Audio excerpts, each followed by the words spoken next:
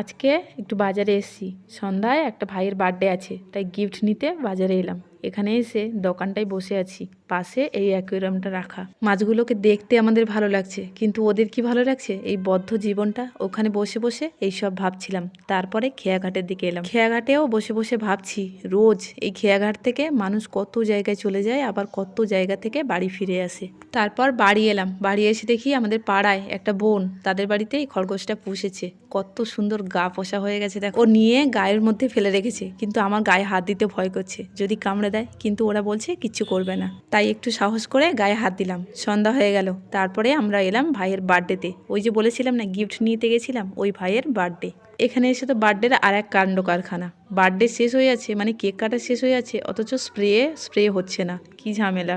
অনেকটা পরে হলেও এই বোনটা স্প্রে করতে পারলো। যাই হোক, ব্লগটা আজকে এই পর্যন্ত। কেমন লাগলো তোমরা অবশ্যই কমেন্টে জানিও। আর সবাই ভালো থাকো। আজকের মতো যাই, টাটা।